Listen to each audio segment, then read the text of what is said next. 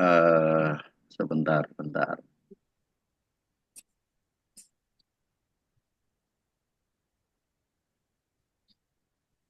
Kasih nomor deh.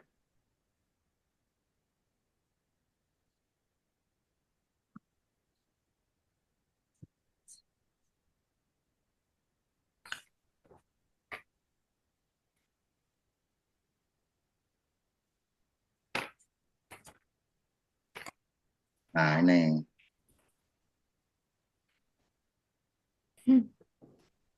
Tata tertib kuliah. Satu, model pembelajaran, tatap muka, 3 kali, online, dan mungkin ada tugas mandiri. Pada waktu online, ya, join link dan end session tepat waktu. Masuknya tepat waktu, kalau selesainya ya lihat situasi ya. Layar komputer dinyalakan dan muka layar agar kelihatan. Ya, dinyalakan ke muka ya supaya mukanya kelihatan. Sehingga walaupun kita berbeda-beda tempat, tapi kita ciptakan suasana seakan-akan kita dalam satu kelas.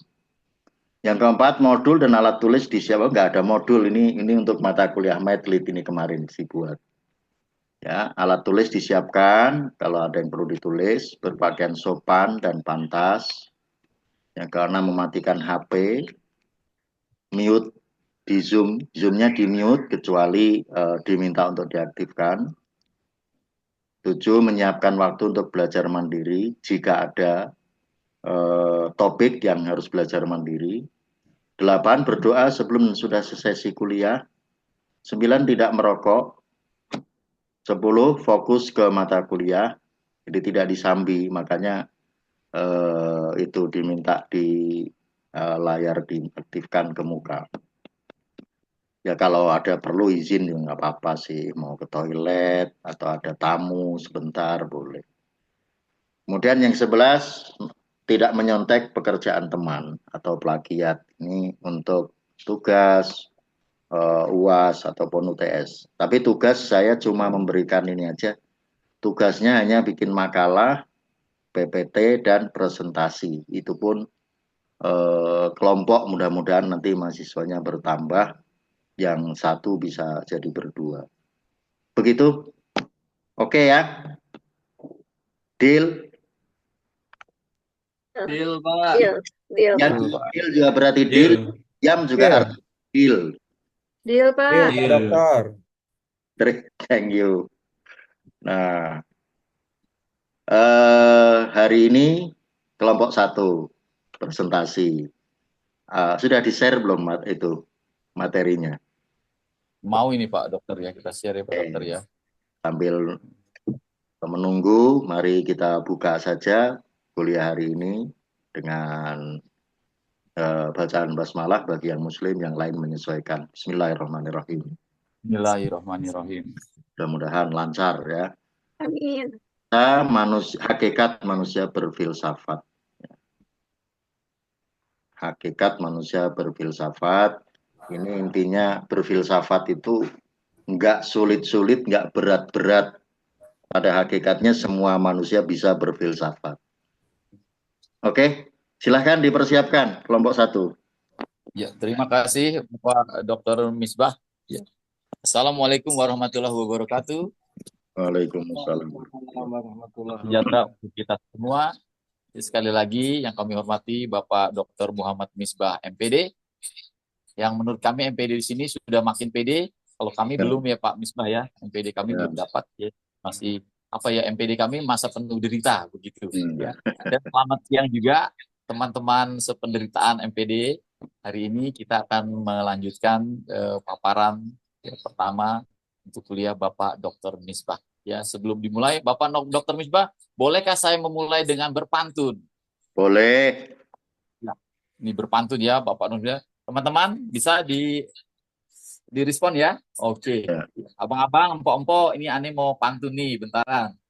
Ya. Hari Lebaran makan ketupat. Cakep. Cakep. Ketupat dimakan berbuah kari. Cakep. Cakep. Kalau belajar ilmu filsafat Cakep. Cakep. dengan Pak Misbah, asik sekali. Asik. Cakep. Satu lagi Pak Dokter nih, satu lagi nih Pak Dokter ya. Ganteng, Siap, Oke. ya. dokter. Siap. Kalau pergi ke Cikini, Cakep. Cakep. Cakep. tidak lupa beli alpukat. Cakep. Cakep. Tahu paparan kuliah hari ini?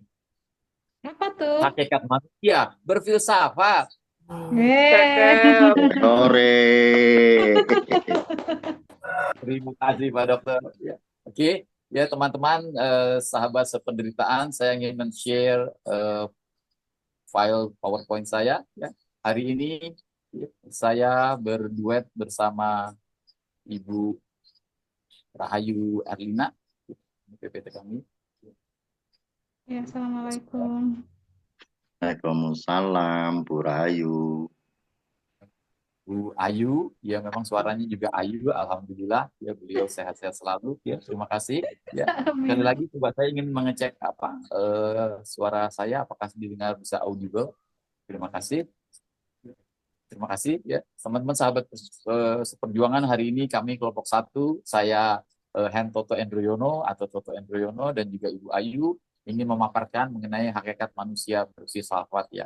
Mungkin banyak sekali kekurangan kami dikarenakan memang kami kesulitan dalam mendapatkan kertas pusaka dan seterusnya. Baiklah, kami memulai dengan filsafat itu sendiri. Teman-teman, Pak Dr. Mimba, memang selama berabad-abad ya manusia itu dijadikan sebagai subjek dalam ilmu filsafat. Ya. Banyak sekali memang pertanyaan yang muncul ya, dari zaman dahulu kala hingga zaman sekarang. Apakah itu definisi manusia? Kemudian juga muncul pertanyaan-pertanyaan seperti mengapa manusia berfilsafat? Ya. Apa yang membedakan manusia dengan makhluk lainnya? Kemudian mengapa manusia mencari makna dalam kehidupannya? Pertanyaan ini muncul selalu berulang-ulang dari tahun ke tahun, abad ke abad, dan terus berlalu. Ya. Hingga kemudian ilmu filsafat kemudian berkembang menjadi salah satu ilmu pengetahuan yang sangat pesat sekali, yang menitik beratkan untuk berpikir secara dalam, luas, ya, radikal, dan berpegang pada suatu kebijaksanaan atau wisdom ini dalam mencari suatu kebenaran. Ya. Dan pada gilirannya juga manusia akan memaknai kehidupan ini secara baik dan komprehensif. Bapak Ibu sekalian, sahabat sependeritaan, presentasi kami akan kami bagi menjadi 3 tahap. Ya. Yang pertama adalah kami akan membicarakan mengenai apakah filsafat itu dan apa pula persoalan yang dihadapinya. Kemudian, apakah hakikat manusia?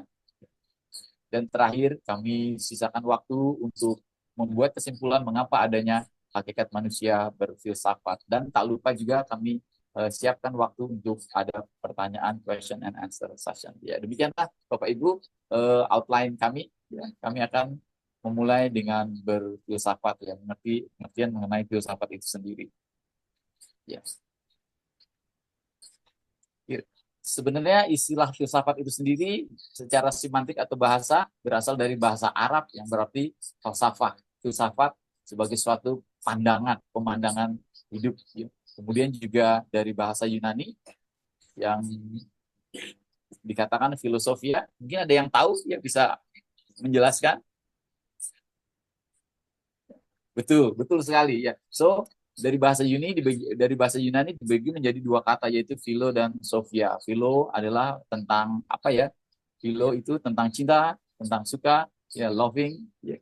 Dan sophia itu tentang kebijaksanaan. Ya, jadi memang di sini asal mula filsafat itu dimulai bagaimana seseorang mencoba suka dengan sesuatu, kemudian mendalamkannya, memikirkannya dan seterusnya, ya.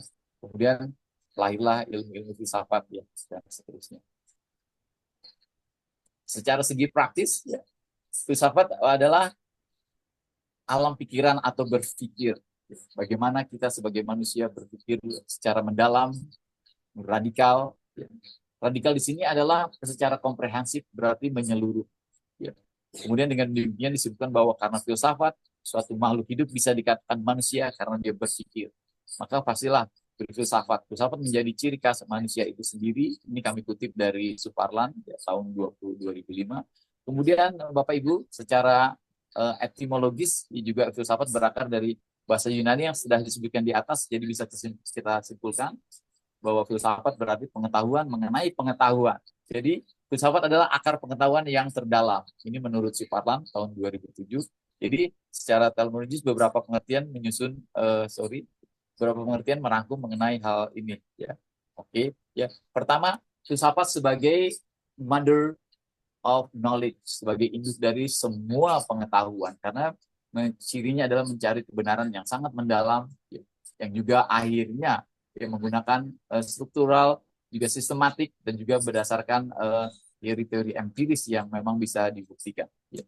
Kemudian ya Jalaluddin ya Abdullah pada tahun 97 juga memberikan suatu statement bahwa filsafat adalah ilmu pengetahuan yang amat luas, komprehensif, ya, yang berusaha memahami persoalan-persoalan manusia ya, yang timbul di dalam keseluruhan ruang lingkup pengalaman manusia itu sendiri. Ya. Kemudian filsafat juga mempelajari sungguh-sungguh tentang hakikat kebenaran sesuatu. Ya, Bapak Ibu, coba kita perhatikan kalau Bapak Ibu menuntut pendidikan dari sekolah formal, SMA, kemudian ada S1 ya Bapak Ibu.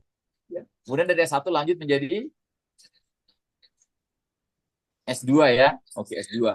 Oke, kita masih kalah tuh sama, maaf ya, sama merek handphone Samsung ya, ada S26 itu lebih banyak dari kita. Ya. Nah, Bapak Ibu, setelah kita mencapai S2, akan lagi mencapai pendidikan yang tertinggi, yaitu levelnya adalah PhD. Ya, PhD atau dokter seperti Pak Misbah ya, dokter. Dokter itu singkat dari PhD, artinya Philosophy of Doctor. Di mana semakin tinggi pendidikan seseorang, maka dia akan mencari kebenaran. Dia akan mencari ketuhanannya secara terus-menerus, berkesinambungan, ya, berdasarkan observasi-observasi dan juga keheranan-keheranan, ya, pertanyaan-pertanyaan mengenai kehidupan ini. Ya. Kemudian juga tentang filsafat jauh mendahului pemikiran ilmu filsafat, jauh mendahului pemikiran manusia tentang ilmu itu sendiri. Ya, bahkan sekali lagi dikatakan bahwa filsafat yang melahirkan ilmu. Karena itu sering dinyatakan bahwa filsafat itu adalah mother or queen of knowledge. Itu dikutip dari John tahun 1989. Ya. Pada dasarnya ilmu filsafat itu menitik beratkan pada 6 permasalahan, yaitu ada, atau being, atau existent. Bahwa kita manusia itu ada. Ya. Kemudian juga pengetahuan knowledge itu sendiri, bagaimana dari pengetahuan, kemudian dari informasi buat suatu pengetahuan berdasarkan sistematik dan struktur secara empiris dan seterusnya. Kemudian adanya metode-metode yang memang bisa ya diaplikasikan ya, dan juga telah teruji.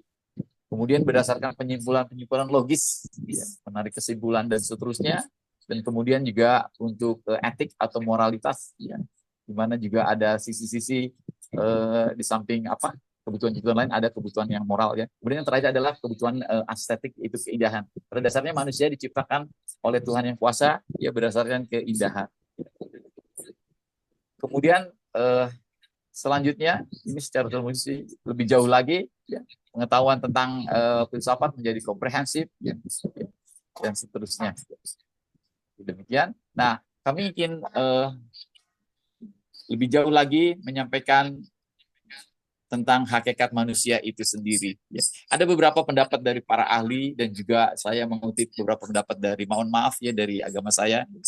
Kebenaran saya beragama Islam. Ya. Ya. Jadi memang kemanusiaan itu adalah semacam vitalitas yang mengatur kehidupan seseorang dalam masyarakat yang terus berubah. Ya. Kemudian pencarian kemanusiaan tidak hanya menekankan bahwa materi adalah penentu utama. Berikut juga merupakan pandangan dari berbagai hakikat manusia, yaitu dari pendekatan ya humanistik, ya, di mana di sini bahwa kemauan batin, ya, bahwa pencarian kemanusiaan tidak hanya menekankan bahwa materi adalah penentu utama kehidupan manusia. Kemauan batin mempunyai tujuan perspektif. Jadi di sini memang aspek spiritualnya yang lebih dikedepankan. Humanis mengklaim bahwa orang memiliki kemauan batin untuk membimbing mereka sendiri untuk mencapai tujuan yang positif. Ya. Baik secara rasional, ya, kemudian juga akan merubah hidup mereka lebih baik lagi, hingga insya Allah mencapai taraf kesempurnaan. Ya.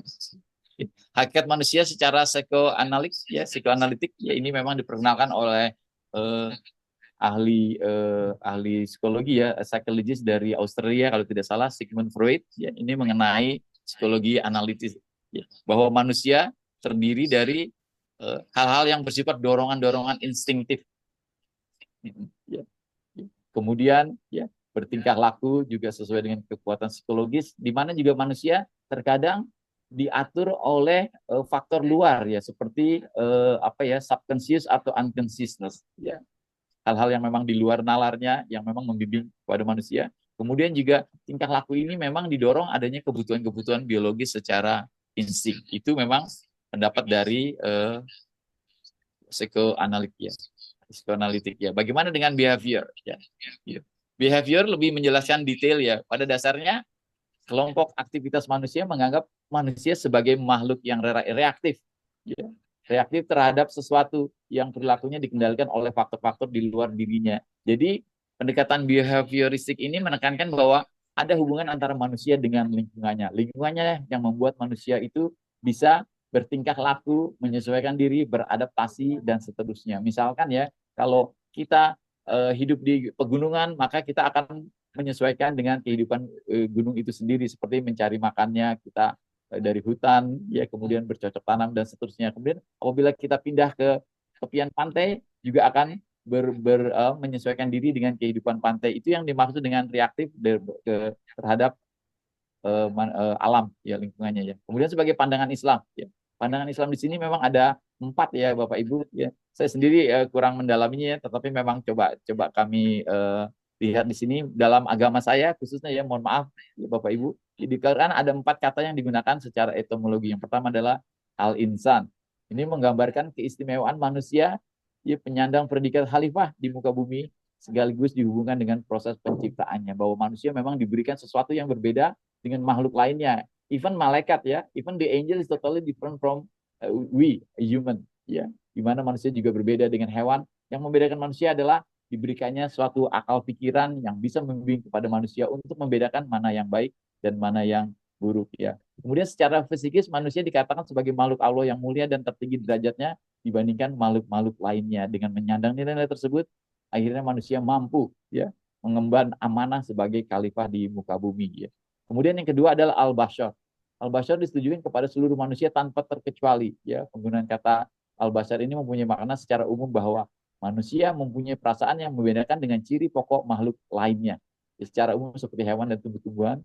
Selanjutnya kata Bani Adam, bahwa manusia adalah keturunan dari Nabi Allah Adam, ya, turun-temurun ya dengan segala sifat-sifat karakteristik kelebihan dan kekurangannya. Dan yang terakhir adalah Anas ya. Sorry, kata Anas juga dipakai dalam Al-Quran untuk menunjukkan bahwa karakter manusia itu senantiasa dalam keadaan labil ya, sehingga memang butuh bimbingan dan pencarian kebenaran tadilah, maka muncullah semacam ilmu filsafat ya. Demikian ya. Selanjutnya coba kami sampaikan mengenai hakikat manusia itu sendiri. Ya. Ada beberapa pandangan para ahli ya mengenai hakikat manusia. Ya, contohnya tokoh-tokoh filsafat yang cukup berpengaruh dalam sejarah filsafat dari filsafat zaman dahulu kala sampai sekarang ya. Mungkin Bapak Ibu mengenal Bapak filsafat kita, siapa ya Bapak filsafat kita? Bapak Misbah kah? Socrates, Mister. Socrates ya. Oke, kemarin betulkah Bapak Misbah, apakah Socrates? Sebelum Socrates sudah ada. Ada satu. Thales. Abad 6 sebelum Masehi. Thales. Ya, apa? Thales. Thales katanya dokter. Betulkah Thales? Iya, Thales. Betul ya Pak Dokter? Ya, tapi bukan Thales yang dari Bogor ya. Dari Yunani. Enak, Pak. Oke, pemenangnya nanti hadiahnya bisa dikirim ya, tolong di-share alamatnya. Oke. Ya. Terima kasih ya. Jadi Bapak filosofi kita, terima kasih Bapak Misbah sudah memberikan arahan ya. Adalah Bapak Thales dahulu kala sudah mencoba mencari kebenaran dengan berpikir sedalam-dalamnya, secara komprehensif, secara radikal ya, menemukan kebenaran itu sendiri ya. Dan kemudian manusia itu sebagai makhluk yang bermartabat. Ya, martabat berarti derajat atau pangkat yang disematkan kepada manusia adalah untuk mengungkapkan apa yang merupakan keluhuran manusia yang membedakannya dari makhluk lainnya. Tadi ini menurut Franz ya tahun 1991. Berikutnya mengenai gambaran umum jati diri manusia menurut pandangan filsuf ya, yang kami kutip dari Hardono tahun 1996. Yang pertama adalah Plato. Oke, tadi ada Thales, kemudian Thales punya murid namanya siapa? Socrates. Socrates. Oke, Socrates Socrates. punya murid namanya Heraklitus. Heraklitus. A- Heraklitus punya murid namanya Anaximenes, Anaximendes, tahu itu urutannya ya? tanya ya Pak ya. Dan akhirnya jatuh ke Plato ya Pak Dokter. Ya, Ya, Plato murid juga itu udah. bernama Thales yang paling tersohor di bidang filsafat ini. Oke, menurut Plato ya, menurut beliau bahwa martabat manusia sebagai pribadi tidak terbatas pada mulainya jiwa bersatu dengan raga. Berarti di Plato sendiri menekankan bahwa manusia itu jiwa. Oke, jadi jiwa telah berada lebih dulu sebelum jatuh ke dunia dan disatukan dengan raga atau badannya itu sendiri. Maka bagi Plato, bagi beliau, yang disebut sebagai manusia atau pribadi adalah jiwa itu sendiri. Sedangkan badan oleh Plato atau raga dianggap sebagai alat yang berguna sewaktu masih hidup di dunia. Jadi sebagai wahana. Ya, apabila jiwa itu diambil, maka wahana ini juga sudah tidak berarti sama sekali. Demikian Mr. pendapat Hen, dari Plato. oh, Yes. sorry, disturbing you. Oh, yeah, I asking about your PPT is a blank. Blank. Is it a blank? Can you share again? Okay, let me share it. I'm very sorry. Very It's sorry. okay, it's okay. Yeah. Thank you very much. Here we go. Yeah. Okay. Okay. Yeah. Have you got it? Not yet. Yes. Have you got Here, it? here, yeah, yes. Oh. Yeah. Thank you very much, my sister, for putting me on the right track. So again, You're we're going to go back welcome. to what is that? This kind of a nature of a human. Maaf Pak Dokter, kok tiba-tiba berbahasa Inggris ya? Iya. Apa? Kan saya udah pernah bilang kan kalau saya nggak bisa bahasa Inggris. Iya, sorry Pak. Sorry Pak, sorry. Aku lupa. Kalau Maaf. Tapi nggak apa-apa, saya jadi belajar. Iya, Ya. maaf Pak. Boleh. Ya, bagus malahan. Saya lupa Pak, maaf.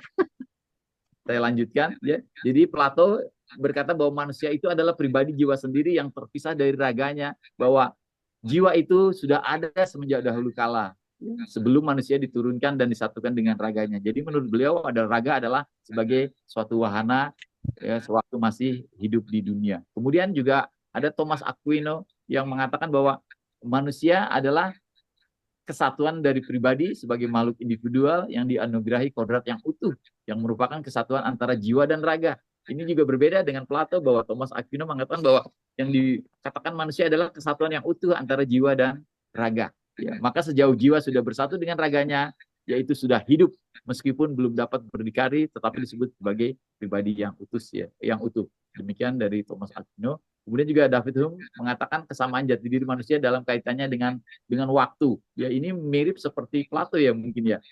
Selama manusia dan jiwanya masih bersatu, dia dikatakan manusia. Apabila sudah tidak, ya sesuai dengan waktunya, maka sudah tidak dikatakan. Kemudian Immanuel Kant juga mengatakan jiwa itu sadar, maka jiwa itu pribadi. Ya, itu yang disampaikan oleh Immanuel Kant ya dalam pandangannya. Jadi jelaslah bagi Immanuel Kant bahwa identitas seorang pribadi mengandalkan kesadaran diri, yaitu kesamaan manapun dan di kapanpun. Jadi juga hampir mirip, merupakan satu kesatuan dari jiwa dan raga. Ya, kemudian John Stuart Mill dia mengatakan, ya, ini mungkin lebih detail ya, sebagai individual, ya kebebasan mutlak dalam hubungannya dengan masyarakat. Jadi menurut Mill, individual itu lebih penting, jadi harus dibedakan, hati-hati dalam menjaga kepentingannya dalam kehidupannya masyarakat. Jadi di sini juga dikatakan bahwa bagi Mill kepentingan individu tidak boleh dikorbankan dengan kepentingan masyarakat ya. Kemudian yang terakhir John Dewey ya dan Mark Murray mengatakan bahwa pribadi atau manusia itu adalah seseorang sebagai wakil rakyat atau wakil masyarakat. Tadi di Al-Qur'an dikatakan sebagai seorang khalifah ya. Kemudian yang terakhir adalah John Mark Murray ya, sebagai seorang pelaku yang konkret dan real ya. John Mark Murray mengatakan bahwa ya menggunakan kata pribadi untuk menunjuk kepada seorang pelaku yang konkret dan real. Pribadi menurutnya pertama adalah pelaku agent, bukannya pemikir. Ya, menurut Mark Murray yang penting adalah baginya I do. I do is more important than I think. Jadi di sini katakan bahwa melakukan sesuatu itu lebih penting daripada memikirkannya. Makanya dalam sisi legal hukum, Bapak Ibu, ya biasanya kalau kita hanya niat itu belum bisa dihukum ya, sampai kita melakukan tindakan hukum yang melanggar kepada hukum itu sendiri ya. Ya. Selanjutnya ahli pikir dari filsafat Yunani juga mengkategorikan banyak sekali mengenai hakikat manusia di bumi sebagai manusia sebagai Homo sapien, ya. Ini makhluk yang apa ya? Makhluk yang punya budi, kemudian animal rational, ya, Homo lacan, ya, ini yang pandai menciptakan bahasa, menjelmakan pikiran dan seterusnya. Makhluk yang Homo faber, makhluk yang terampil, bisa membuat perkakas dan seterusnya. Kemudian juga Zoon politician, makhluk yang pandai bekerja sama, ya, social creature, kita membutuhkan orang lain untuk berorganisasi dan membentuk masyarakat itu sendiri. Kemudian sebagai Homo economicus, bahwa manusia adalah tunduk pada prinsip-prinsip ekonomi. Jadi jauh sekali sudah dipikirkan oleh Thales, ya, kemudian oleh Socrates, ya, Plato dan seterusnya. Kemudian yang terakhir adalah manusia Homo religious, yaitu makhluk yang beragama. Ya. Dr. M.G. Langford, ya, seorang tokoh pendidikan dari Belanda, memandang manusia sebagai animal education, animal educable, meaning that this kind of a human being can be educated. Ya. Your PPT is blank, Mister. It's a blank again. Yeah, it's a blank again. Okay, sorry then. I'm so excited, Doctor. But at least lagi. for my explanation. Ya, oke. Ya, terima kasih. So, inilah hakikat manusia dari para ahli sebagai Homo sapien, rasional, lacan, faber dan seterusnya yang memang melekat, ya, sebagai satu kesatuan, sebagai pribadi yang diberikan amanah untuk memimpin dunia itu sendiri. Ya. Nah, kemudian kenapa manusia berfilsafat? Ya, kenapa manusia berpikir lebih dalam? Ya, mencari kebenaran ini. Ya, untuk slide berikutnya akan dipersembahkan oleh sahabat saya, ya, Ibu Ayu. Ya, Ibu Ayu, kami persilahkan.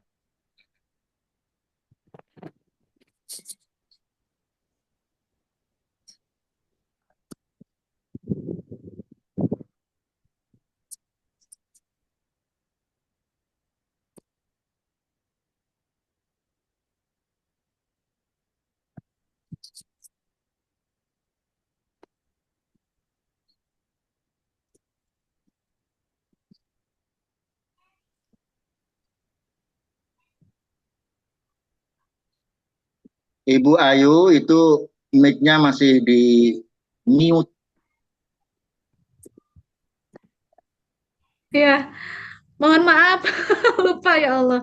Ya, terima kasih Mr. Hen atas waktunya. Assalamualaikum warahmatullahi wabarakatuh. Waalaikumsalam. Bapak dosen yang saya hormati, kemudian rekan-rekan mahasiswa yang saya banggakan. Pada presentasi kali ini, saya akan menyampaikan mengenai hakikat manusia berfilsafat. Menurut Plato, pada hakikatnya manusia mengapa bisa berfilsafat, yaitu karena manusia memiliki akal pikiran. Kemudian rasa ingin tahu dalam menghadapi masalah di dunia ini yang tidak pernah selesai, ya, selama manusia itu masih hidup. Kemudian karena adanya akal dan rasa ingin tahu tersebut,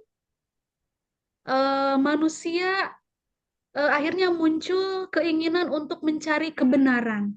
Ya, disitulah manusia mulai berfilsafat. Menurut Plato menyatakan bahwa panca indera kita memberi kemampuan pengamatan tata surya. Jadi dengan adanya alam semesta ini, kita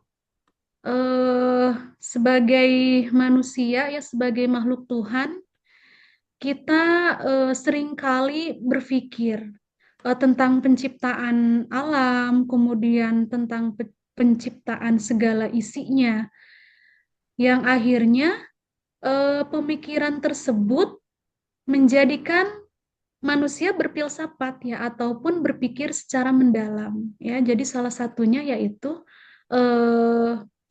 filsafat atau berpikir tentang dunia ini, penciptaan dunia ini beserta seluruh isinya, ya, ada tata surya, ya, dan lain-lain. Kemudian berbeda dengan Plato, Kalau menurut Agustinus dan René Descartes, hakikat manusia berfilsafat itu berangkat dari keraguan ataupun kesangsian. Jadi mereka ada hal yang menurut mereka meragukan atau timbul keraguan dalam diri manusia itu, maka rasa keraguan-raguan itu akan mendorong manusia untuk mulai berpikir seperti itu. Kemudian Bapak Ibu, untuk memperoleh kepastian dan kebenaran yang hakiki ya, maka manusia akan berpikir, akan mendorong manusia untuk berfilsafat, untuk berpikir secara mendalam, menyeluruh dan kritis. Hakikat manusia berfilsafat pada masa sekarang, pada masa modern, yaitu karena adanya critical thinking dan dialektika atau dialogus. Jadi ada keinginan manusia itu berpikir kritis, critical thinking, yang berawal dari pemikiran yang mendalam tentang kehidupan. Sebab pada dasarnya manusia adalah makhluk yang selalu berpikir setiap saat, di setiap waktu, setiap kejadian, dan juga setiap peristiwa. Itu pasti manusia, kita sebagai manusia pasti selalu ada mikirnya gitu ya. Yang selanjutnya, tindakan. Oh, oke. Tindakan juga merupakan bagian dari buah pemikiran manusia. Ya, jadi ketika manusia berpikir, apa yang ada di dalam pikirannya kemudian ia tuangkan di dalam sebuah tindakan. Nah, yang namanya pemikiran manusia ini tentunya bisa kita perbaiki. Pemikiran kita tentang sesuatu hal misalnya ya, maka ketika pemikiran kita diperbaiki itu akan berpengaruh juga terhadap tindakan kita. Seperti itu, apa yang kita pikirkan, itulah tindakan yang akan muncul dari dalam diri kita. Kemudian Bapak Ibu, baik, boleh kita langsung ke kesimpulan Bapak Ibu. Jadi kesimpulannya dari hakikat manusia berfilsafat itu, yang pertama, ilmu filsafat berkembang menjadi salah satu ilmu pengetahuan yang menitik beratkan untuk berpikir secara mendalam, luas, radikal, dan berpegang pada suatu kebijaksanaan atau wisdom dalam mencari suatu kebenaran. Dan pada gilirannya, bagaimana manusia memaknai kehidupan ini secara baik dan komprehensif. Kemanusiaan adalah semacam vitalitas yang mengatur kehidupan seseorang dalam masyarakat yang terus berubah. Pencarian kemanusiaan tidak hanya menekankan bahwa materi adalah penentu utama kehidupan manusia. Jadi, mengapa manusia berfilsafat? Pada dasarnya, manusia berfilsafat dikarenakan manusia memiliki akal, rasa ingin tahu, menghadapi masalah yang tidak pernah selesai, dan manusia selalu mencari kebenaran. Terima kasih Bapak dan Ibu, demikian paparan yang dapat saya sampaikan. Barangkali dari rekan-rekan ada yang ingin bertanya, kami persilahkan.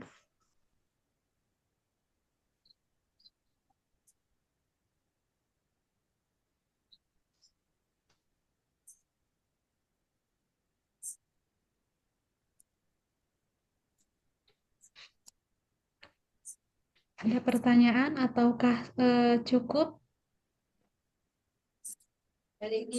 Atau mungkin ada yang ingin menambahkan pada presentasi kami? Dipersilahkan. Mungkin bisa kita kembaliin ke Pak Dr. Misbah ya. Iya. Pak Dokter, silakan Pak Dokter. Baiklah, saya mah nurut aja. Terima kasih kepada Ibu yang ayu dan Bapak yang ganteng ya. Mana tadi orangnya? Oh, itu. yang telah menyampaikan materi tentang hakikat manusia berfilsafat. Karena saya disuruh menambahkan, ya saya manut aja, saya tambahkan dulu ya.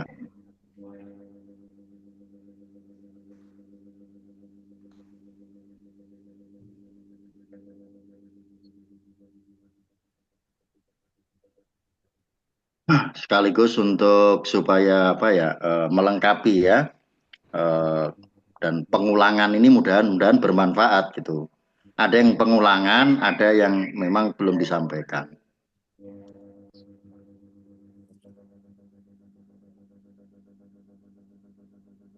Kemudian juga saya tidak terlalu poin seperti Pak Hen dan Bu Rahayu, PPT-nya poin banget. Jadi Iya, kekuatannya hanya mendengarkan. Kalau ini ada yang dilihat. Ya, kita awali dengan mengapa manusia berfilsafat.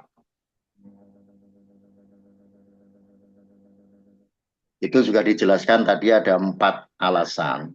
Pertama, manusia memiliki akal. Yang kedua, manusia memiliki rasa ingin tahu. Manusia menghadapi masalah yang tidak pernah selesai. Yang keempat, manusia mencari kebenaran. Nah, ini manusia diberi akal ya. Yang pertama, bahasa Arabnya al-insanu hayawanun natik. Jadi itu juga yang membedakan manusia dengan hewan. Walaupun hewan itu punya insting, tetapi tidak sampai sekuat akal. Makanya dari dulu kambing itu ketemu rumput ya langsung dimakan aja gitu. Nggak pernah ada pikiran masak dulu biar lebih enak gitu kan. Pakai kuah, kasih apa namanya penyedap gitu, nggak ada. Nah, ini karena manusia memiliki akal, akal budi itu yang membuat manusia ya memang selalu berpikir. Kemudian manusia memiliki rasa ingin tahu, ya. Sejak manusia lahir, kemudian berkembang, ya, tumbuh dan berkembang. Kalau tumbuh itu fisik, kalau berkembang itu fungsi fisiknya itu yang terus terus mengalami apa namanya ada progres ya, peningkatan yang lebih baik. Itu selalu ada rasa ingin tahu. Bahkan kadang-kadang apa namanya bertanya ke orang tua itu sampai orang tua bingung jawabnya. Ya. Kemudian yang ketiga, manusia menghadapi masalah yang tidak pernah selesai. Ya, selama masih hidup ada aja masalah kan ya. Karena kalau sudah tidak menghadapi masalah itu ya itu sudah dikuburkan gitu. Selama masih hidup selalu menghadapi masalah. Sehingga berusaha untuk bagaimana menyelesaikan masalah itu. Nah, itu membutuhkan pemikiran. Ya. Tidak bisa bagaimana nanti aja gitu, tapi dipikirkan solusinya. Yang keempat, manusia mencari kebenaran. Ya. Ingin tahu apa yang dia peroleh itu benar apa tidak. Apalagi di saat-saat sekarang, di mana informasi itu beredar sangat mudah ya, berseliweran.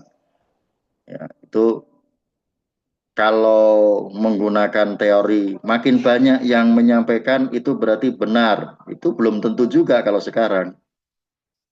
Ya. Maka termasuk tadi berfilsafat itu kan berawal dari keraguan, ini benar apa enggak.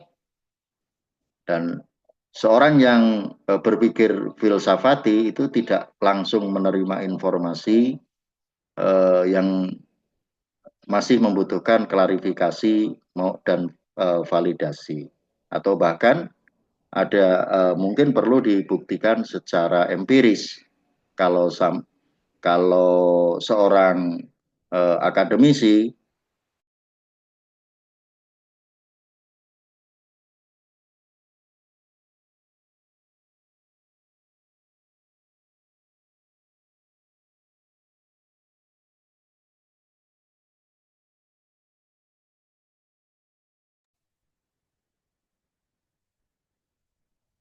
hilang suaranya.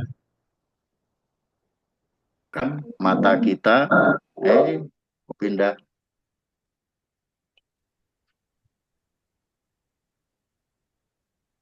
Mata kita memberi pengalaman bintang-bintang, matahari dan langit. Pengamatan ini memberi dorongan kepada kita untuk menyelidiki. Dari penyelidikan ini berasal filsafat. Ya. Tadi disampaikan itu Plato itu indra ya. Indra kemudian melakukan observasi dan itu kemudian timbul pertanyaan-pertanyaan kritis sehingga berfilsafat manusia. Berbeda dengan Plato, itu Agustinus dan René Descartes beranggapan lain. Menurut mereka filsafat itu bukan dimulai dari keraguan atau keherenan, tetapi sumber utama mereka berfilsafat dimulai dari keraguan atau kesangsian.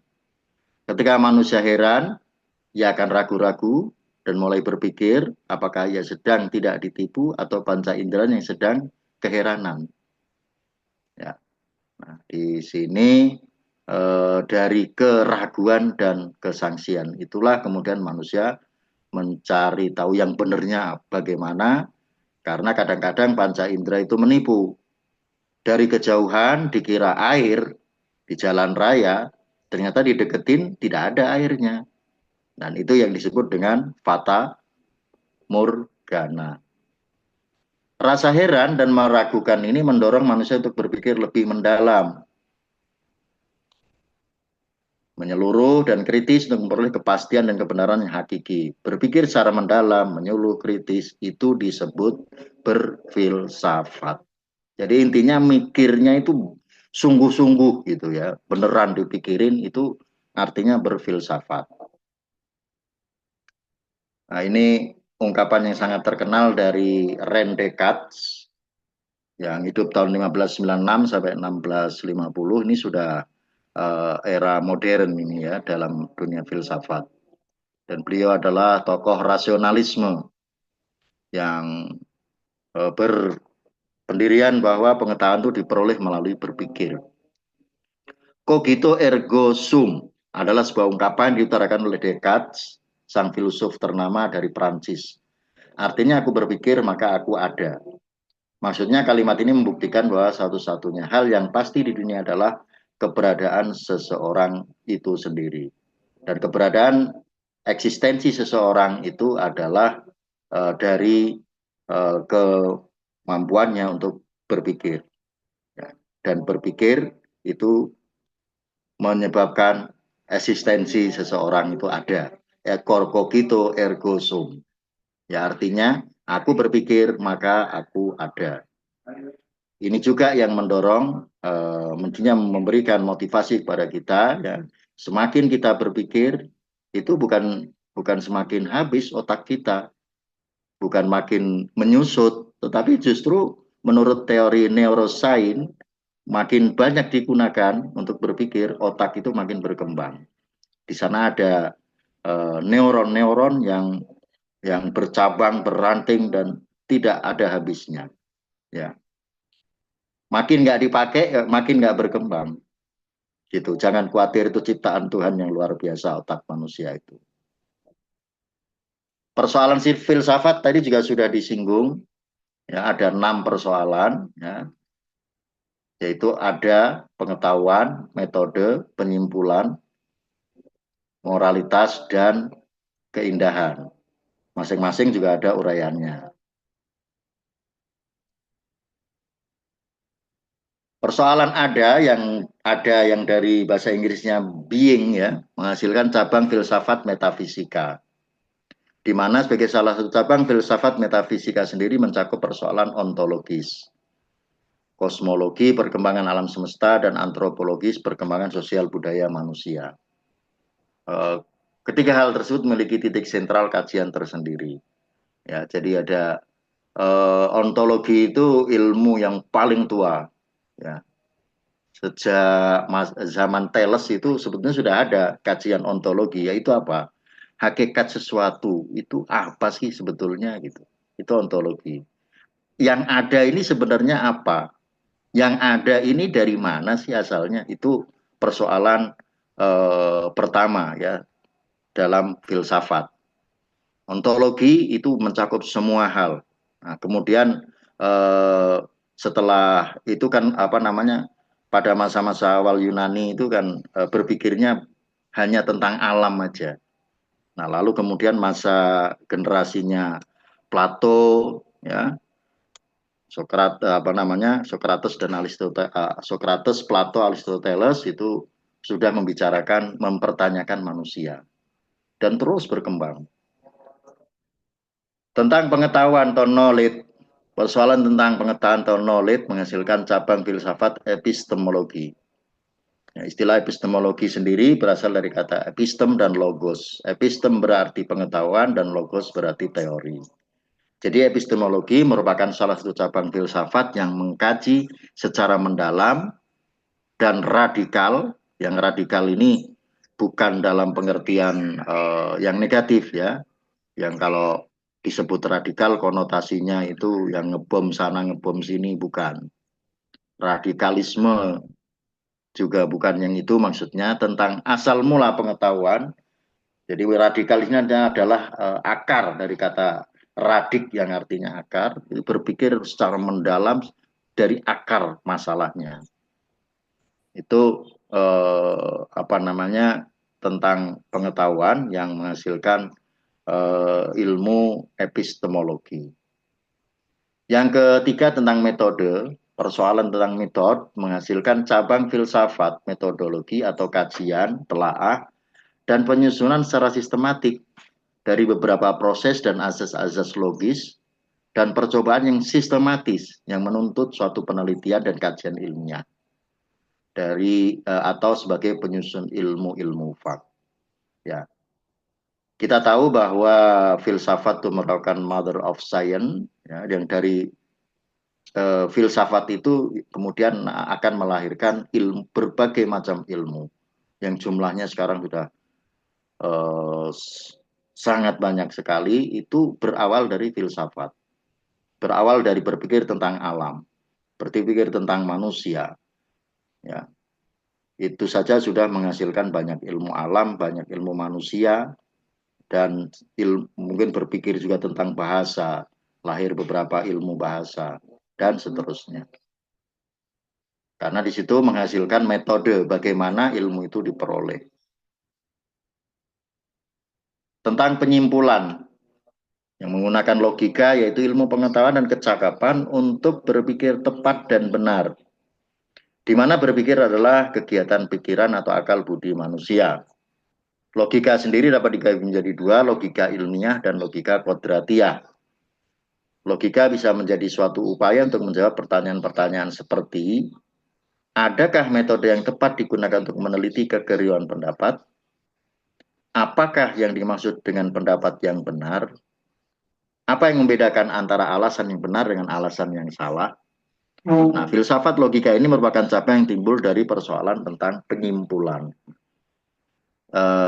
Salah satu kaidah yang umum ya dalam logika itu ada premis mayor, ada premis minor.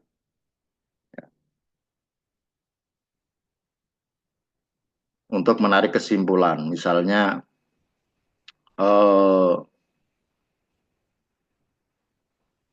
semua manusia itu akan mati.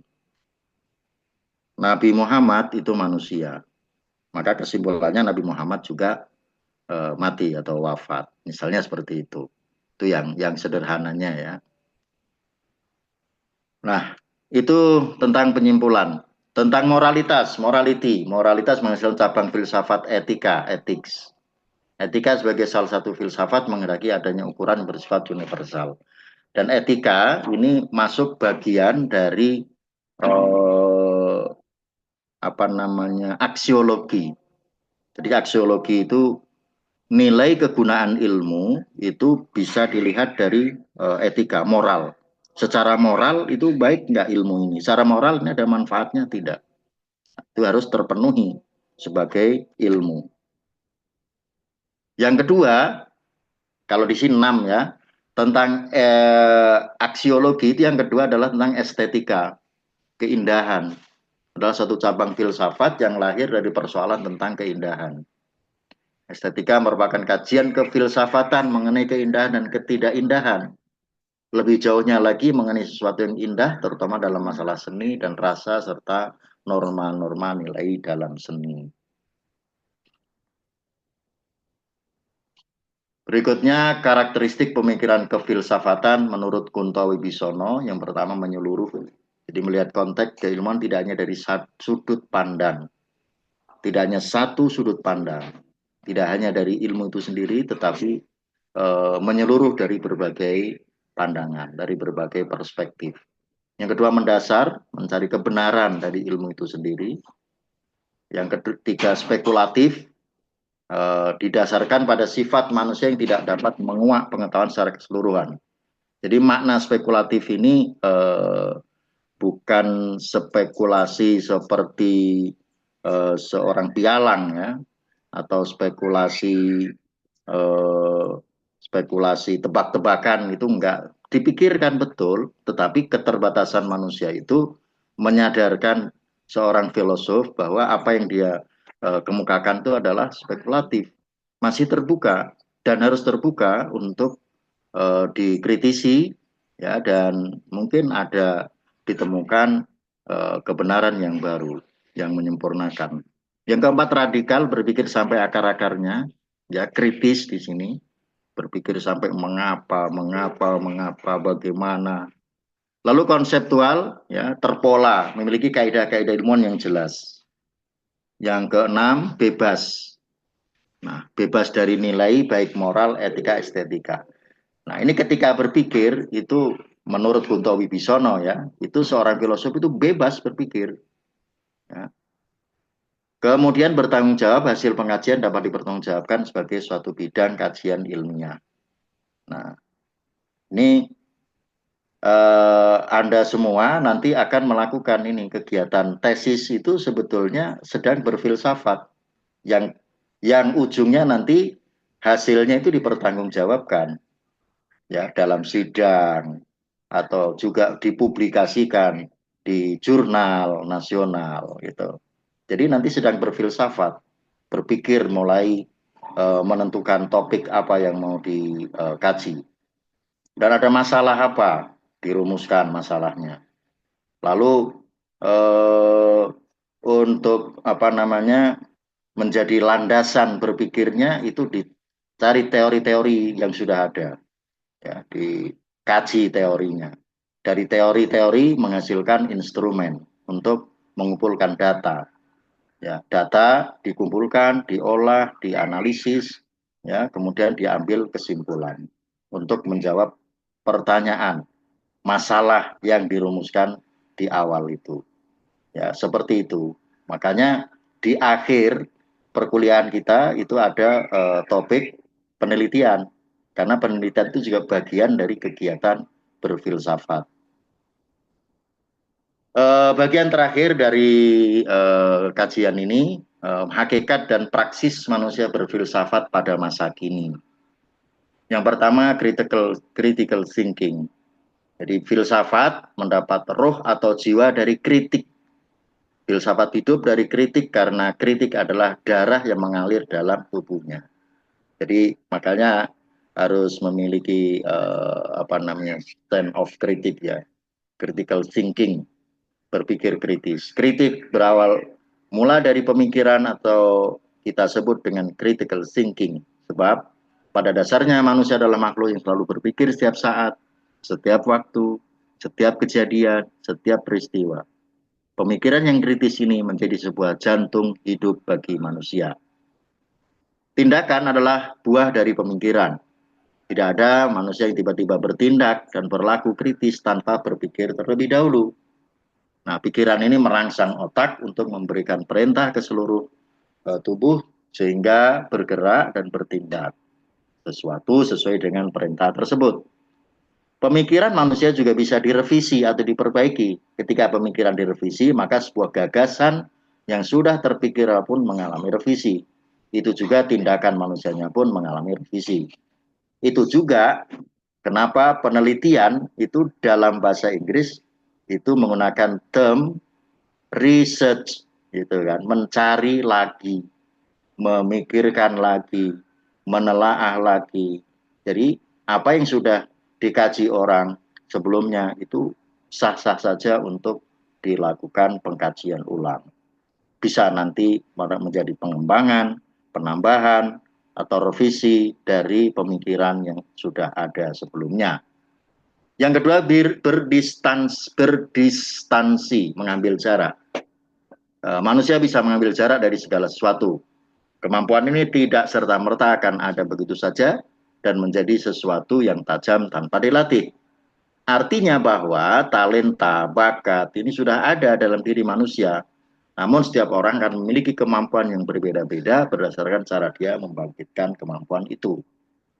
Aplikasi dalam mengambil jarak bisa diambil contoh ketika kita ingin kritis terhadap sesuatu atau seseorang. Kita ambil contoh saja seseorang, yakni seorang kita sayangi. Nah, dengan mengambil jarak atau berdistansi kita bisa melihat seseorang dengan beberapa sudut pandang.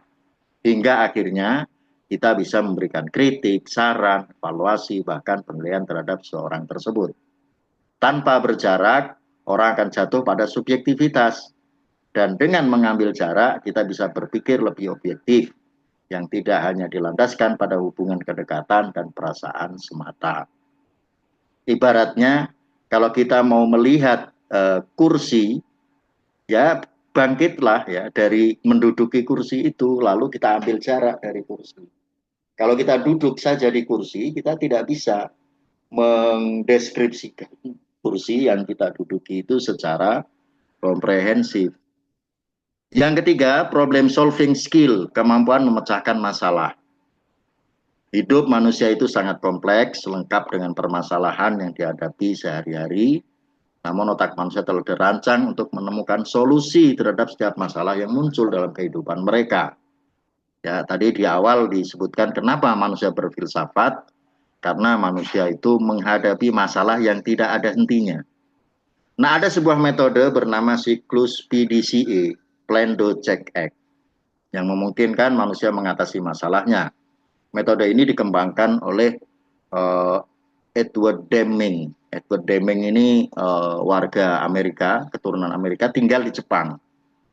Yaitu yang mempelopori adanya manajemen kualitas, ya, teori total quality management itu dirancang oleh Edward Deming, yang di dalam manajemen itu ada siklus, ya, plan, do, check, act, mengidentifikasi masalah dengan teknik bertanya 5W, yaitu what, where, who, when, where, dan why. Kemudian dua, do, pada siklus ini kita sudah mulai menguji dan mengukur hasil dari solusi yang sudah dibuat di tahap awal. Yang ketiga, check, pada fase ini harus dilakukan secara teliti karena kita harus memperbaiki rencana serta meminimalisir kesalahan. Proses do dan check harus dilakukan lebih dari sekali untuk hasil yang maksimal dalam satu siklus, ya. Jadi cek itu tidak dilakukan di akhir, tapi ketika proses berjalan. Lalu yang keempat, act. Tadi ya, kenapa tidak dilakukan di akhir, supaya kalau ada kekurangan itu bisa diperbaiki. Act, tahapan terakhir ini sudah memperbaiki semua aspek dan melakukan kemudian melakukan tindakan tindak lanjut, ya, dari apa yang dievaluasi itu. Kalau kita lihat gambarnya, itu plan, do, check, act, itu menunjukkan siklus, dan itu never ending, terus saja. Habis plan, do, check, act, plan lagi, do, check, dan act, dan seterusnya. Yang keempat, dialektika. Metode dialektika atau berdialog dikenalkan oleh Socrates. Melalui metode ini, tidak pernah memberikan jawaban kepada lawan logikanya. Ya, tidak pernah memberikan jawaban kepada logikanya, tapi diajak untuk berdiskusi. Ya, dilakukan dialog. Sehingga lawan dialognya itu akan ikut juga berpikir, ikut berfilsafat. Dialektika atau secara umum kita mengenal dengan istilah dialog, merupakan salah satu cara berpikir berfilsafat yang cukup mudah diterapkan kita bisa menggunakan hal ini dalam proses pendidikan yang saat ini sedang kita geluti.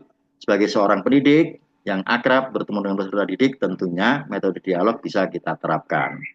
Jadi kalau ada anak bertanya, walaupun kita bisa menjawab, tidak mesti harus langsung dijawab.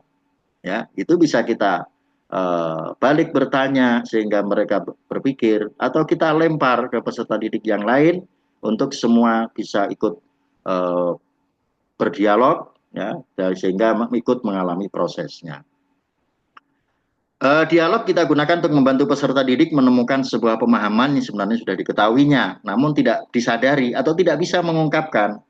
Ya, itu perlu kata bantu, kata kunci gitu yang kita berikan. Ini yang disebut dengan discovery.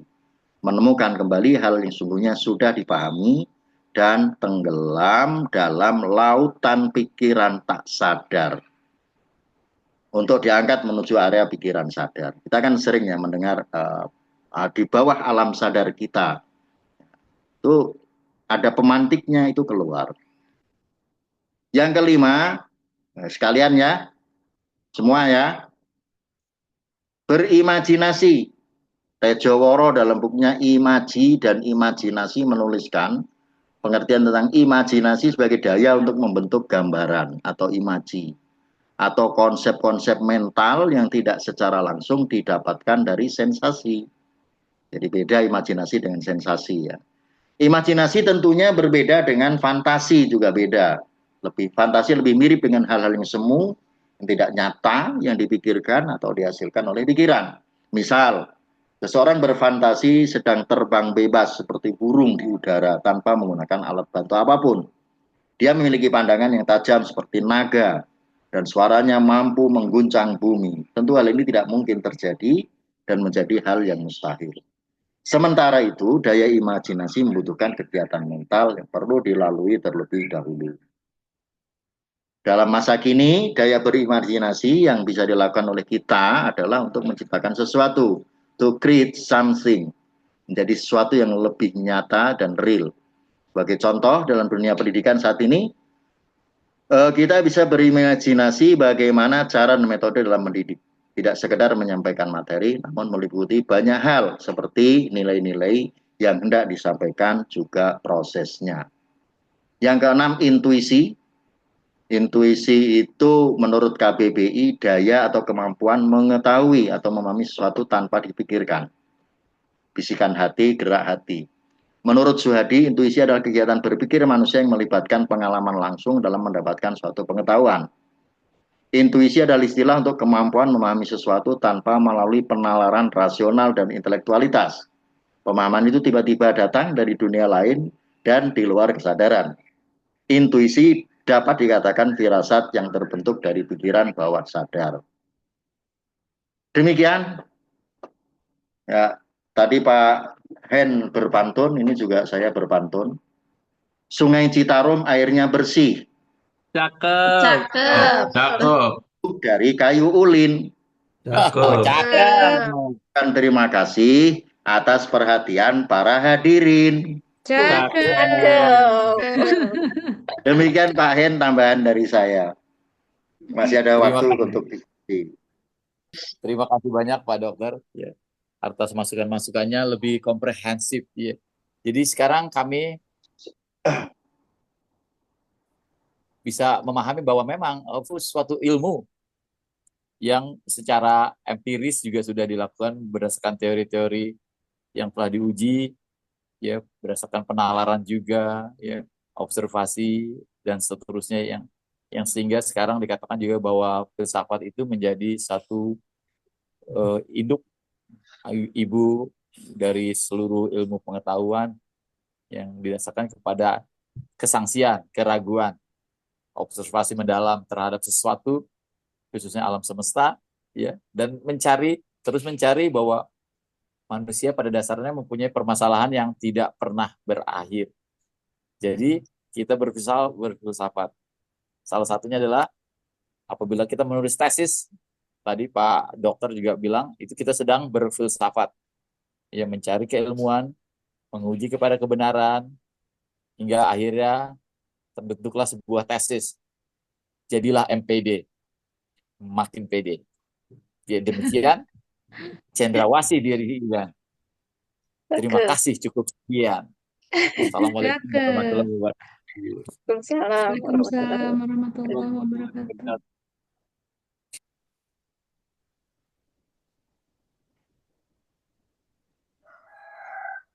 Ini sudah ditutup ya? Sudah. Silakan Pak Dokter. Kembali ke Pak Dokter. Baiklah. Iya, udah nggak apa-apa. Untuk kelompok 1 berikan applause ya, sudah memberikan contoh yang Terima kasih. selanjutnya tentu harus lebih baik ya. Ditunggu Pak Hen tetap itunya apa namanya makalahnya ya. Kami kirim Jadi Pak ada Dokter. 2 makalah dan PPT-nya. Mudah-mudahan yang kita pelajari hari ini bermanfaat. Amin. Amin ya Allah. Maaf kalau ada kekurangan. Mari kita tutup Sama-sama, dengan Dok. bacaan hamdalah. Alhamdulillah. Sampai ketemu setelah Lebaran. Ya, Sampai baik. ketemu. Mohon maaf lahir batin. Maaf lahir Maaf lahir batin, Dok. Dok.